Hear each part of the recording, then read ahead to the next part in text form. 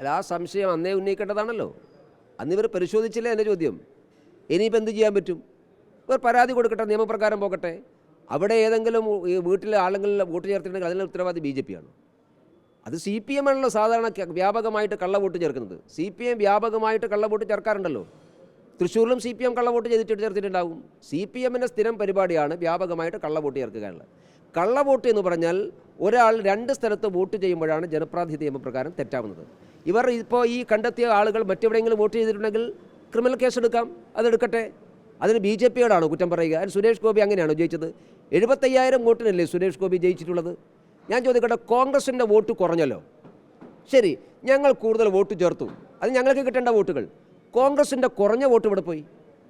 കോൺഗ്രസിൻ്റെ വോട്ടുകൾ കുറഞ്ഞതിന് അവരാരോടാ സമാധാനം പറയുക? നിയമസഭാ തെരഞ്ഞെടുപ്പായി കമ്പയർ ചെയ്യുമ്പോൾ CPMൻ്റെ LDFൻ്റെ വോട്ട് കുറഞ്ഞല്ലോ, അതിനവരുടെ സമാധാനം പറയുക? അത് ഞങ്ങൾ വോട്ടർ പട്ടികയിൽ പേര് ചേർത്തത് കൊണ്ടാണോ ഇവർക്ക് വോട്ട് കുറഞ്ഞത്? ഈ പറയുമ്പോൾ ഒരു ലോജിക്ക് വേണ്ടേ, സാമാന്യ യുക്തിയും ബോധ്യവും വേണ്ടേ ആൾക്കാർക്ക് മനസ്സിലാവാൻ? ഇത് ഒരു വരി വാർത്ത കൊടുക്കുക, ഏതെങ്കിലും ഒരു സംഭവത്തെ പറയുക, എന്നിട്ട് ആ തൃശ്ശൂരിൽ മുഴുവൻ അങ്ങനെയാണ് എന്ന് പറഞ്ഞാൽ സുരേഷ് ഗോപിക്ക് വോട്ട് ചെയ്ത മുഴുവൻ കള്ള വോട്ടർമാരാണെന്നാണോ ഈ LDFും UDFും പറയുന്നത്? ഞാൻ കഴിഞ്ഞ ദിവസവും പറഞ്ഞു, അത് തൃശ്ശൂരിലെ വോട്ടർമാരെ അപമാനിക്കുന്നതിന് തുല്യമാണ്, ജനാധിപത്യത്തെ വെല്ലുവിളിക്കുന്നതിന് തുല്യമാണ്. നിങ്ങൾക്ക് ഏതെങ്കിലും പർട്ടിക്കുലർ ഇഷ്യൂകൾ പരാതി ഉണ്ടെങ്കിൽ പരാതി കൊടുക്കണം. ആ പരാതി കൊടുത്താൽ നിയമപ്രകാരം നടപടി സ്വീകരിക്കും, അതല്ലേ വേണ്ടത്? ഇത്രയും പേർക്ക് ബോധ്യമുണ്ടെങ്കിൽ ഇവർക്കൊരു തെരഞ്ഞെടുപ്പ് പരാതി കൊടുക്കാമായിരുന്നില്ലേ? സുനിൽകുമാർ എന്താ ഒരു തെരഞ്ഞെടുപ്പ്, സുനിൽകുമാറാണല്ലോ കൊടുക്കേണ്ടത്. സുനിൽകുമാർ എന്താ സുരേഷ് ഗോപിയുടെ വിജയത്തെ ചാലഞ്ച് ചെയ്തുകൊണ്ട് ഒരു കോടതിയിൽ പരാതി കൊടുക്കാഞ്ഞത്? ഇവർ കോടതിയിലല്ല പരാതി കൊടുത്തത്. ഇവർ ജില്ലാ കളക്ടർക്ക്, അദ്ദേഹം റിട്ടേണിംഗ് ഓഫീസർ എന്നുള്ള നിലക്ക് ജില്ലാ കളക്ടർക്ക് സുരേഷ് ഗോപിക്കെതിരായിട്ട് കൊടുത്ത പരാതി എന്ന് പറയുന്നത് അദ്ദേഹം മതത്തെ ദുരുപയോഗം ചെയ്തെന്ന്. അതല്ലല്ലോ തെരഞ്ഞെടുപ്പ് കേസ്. തെരഞ്ഞെടുപ്പ് കേസ് റിട്ടേണിംഗ് ഓഫീസർക്കല്ലല്ലോ പരാതി കൊടുക്കേണ്ടത്. തെരഞ്ഞെടുപ്പ് കേസ് തെരഞ്ഞെടുപ്പ് കഴിഞ്ഞ് 45 ദിവസത്തിനുള്ളിൽ അത് കോടതിയിൽ കൊടുക്കണം. എന്താ സുനിൽകുമാർ കോടതിയിൽ കൊടുക്കാഞ്ഞത്? കൊടുക്കാമായിരുന്നില്ലേ?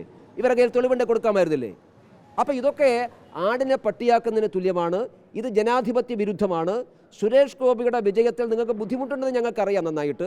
ആ ബുദ്ധിമുട്ട് മറ്റു പല രീതിയിൽ നിങ്ങൾ തീർക്കണം, രാഷ്ട്രീയമായിട്ട് തീർക്കണം. വോട്ട് ചെയ്ത ജനങ്ങളെ പരിഹസിക്കുന്ന സമീപനം അവസാനിപ്പിക്കണം.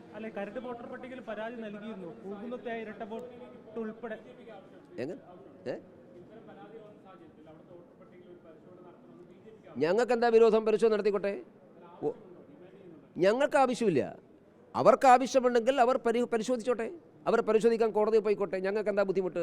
ഞങ്ങൾ തൃശ്ശൂരിൽ വോട്ട് ചേർത്തിട്ടുണ്ട്. ഞങ്ങൾ വോട്ട് ചേർത്ത മുഴുവൻ സാധാരണ നിലക്ക് പാർട്ടി പ്രവർത്തകന്മാർ റെസിഡൻഷ്യൽ സർട്ടിഫിക്കറ്റ് അടക്കം വോട്ട് ട്രാൻസ്ഫർ ചെയ്യുന്നുണ്ടെങ്കിൽ പഴയ വോട്ടർ പട്ടികയിൽ പേര് ഡിലീറ്റ് ചെയ്യുന്നതിൻ്റെ പ്രൂഫ് അടക്കം ഇലക്ട്രൽ ഓഫീസറെ ഹാജരാക്കി ഞങ്ങൾ നിയമാനുസൃതം ചെയ്തിട്ടുള്ള വോട്ടർ പട്ടിക പേര് ചേർത്തുള്ളത്.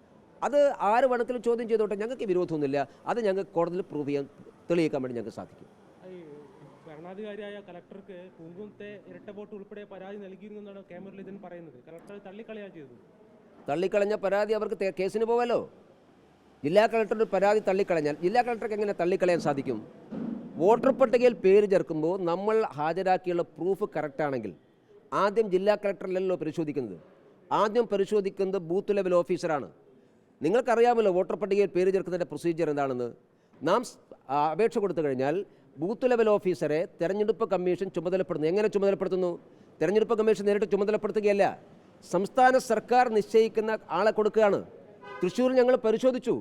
തൃശ്ശൂരിൽ ബൂത്ത് ലെവൽ ഓഫീസർമാർ മുഴുവൻ LDFൻ്റെ ജീവനക്കാരായിരുന്നു. പ്രത്യേകിച്ചും അവിടുത്തെ ഭൂരിപക്ഷം ബൂത്ത് ലെവൽ ഓഫീസർമാരും ജോയിൻറ്റ് കൗൺസിലിൻ്റെ നേതാക്കന്മാരായിരുന്നു. CPയുടെ NGO വിഭാഗമായിട്ടുള്ള ജോയിൻറ്റ് കൗൺസിലിൻ്റെ ആളുകളാണ് മഹാഭൂരിപക്ഷവും BLOമാരുണ്ടായിരുന്നത്. ബാക്കി NGO യൂണിയൻ്റെ ആളുകളായിരുന്നു. അപ്പോൾ അവരിത് കണ്ടുപിടിച്ചില്ലേ? അവരിത് പരിശോധിച്ചില്ലേ? അവർ കൂടി പരിശോധിച്ച് അവർ സാക്ഷ്യപ്പെടുത്തിയാലല്ലേ വോട്ട് കിട്ടൂ. വോട്ടർ പട്ടികയിൽ പേര് വരണമെങ്കിൽ BLO സാക്ഷ്യപ്പെടുത്താതെ വോട്ടർ പട്ടികയിൽ ആര് വിചാരിച്ചാലും വോട്ട് രേഖപ്പെടുത്താൻ സാധിക്കില്ല. മഹാഭൂരിപക്ഷം NGO യൂണിയൻ്റെ ആളുകളടങ്ങിയ BLOമാർ സാക്ഷ്യപ്പെടുത്തിയൊരു വോട്ടർ പട്ടികയെ, ജോയിൻറ്റ് കൗൺസിൽ നേതാക്കന്മാർ സാക്ഷ്യപ്പെടുത്തിയൊരു വോട്ടർ പട്ടികയെ സുനിൽകുമാർ ചോദ്യം ചെയ്താൽ അതിൻ്റെ അർത്ഥം സുനിൽകുമാർ സ്വന്തം ട്രേഡ് യൂണിയൻ നേതാക്കന്മാരെ ചോദ്യം ചെയ്യുന്നു എന്നാണ് മനസ്സിലാക്കേണ്ടത്.